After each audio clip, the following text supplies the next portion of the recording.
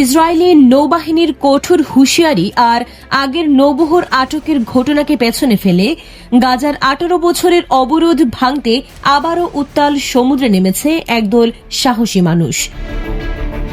11টি জাহাজে 100 জন অধিকার কর্মী নিয়ে নতুন এই নৌবহর কি পারবে দুর্ভিক্ষের দ্বার প্রান্তে থাকা গাজার মানুষের কাছে সাহায্য পৌঁছে দিতে? এই নৌবহরের নাম ফ্রিডম ফ্লুটিলা কোয়ালিশন। ইতালি থেকে যাত্রা শুরু করে এটি এখন গ্রিসের ক্রিট দ্বীপের কাছে অবস্থান করছে। শুধু সাহায্য নয়, জাহাজে রয়েছে বহু স্বাস্থ্যকর্মী ও সাংবাদিক, যারা গাজার আসল চিত্রটা বিশ্বের সামনে তুলে ধরতে চান। আর পুরো বিশ্বের চোখ এখন তাদের যাত্রাপথে, কারণ অত্যাধুনিক লাইভ ট্র্যাকিং সিস্টেমের মাধ্যমে যে কেউ দেখতে পাচ্ছে জাহাজগুলো ঠিক কোথায় আছে। কিন্তু এই যাত্রা মোটেও সহজ নয়।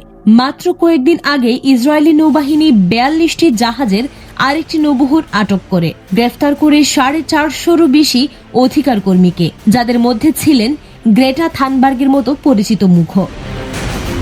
কেন এই চরম ঝুঁকি? কারণ গাজায় মানবিক পরিস্থিতি ভয়াবহ। মার্চ মাস থেকে প্রায় কোনো সাহায্যই সেখানে ঢুকতে পারছে না, যার ফলে আন্তর্জাতিক সংস্থাগুলো দুর্ভিক্ষের চূড়ান্ত সতর্কতা জারি করেছে।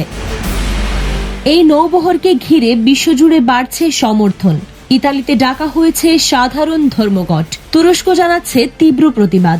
আয়োজকরা বলছেন, গাজার অবরোধ না ভাঙা পর্যন্ত আমরা থামব না। তাই এই 11টি জাহাজ এখন শুধু সাহায্যের নৌবহর নয়, এটি গাজার মানুষের জন্য পাঠানো বিশ্বজুড়া সংহতি আর আশার এক জীবন্ত প্রতীক। তাদের এই যাত্রা সফল হবে কিনা তা সময়ই বলে দেবে। এই ধরনের গুরুত্বপূর্ণ আপডেট পেতে আমাদের সঙ্গে থাকুন। বিজিএন টিভি 24, সংবাদ যেখানে, বিশ্বস্ততা সেখানে।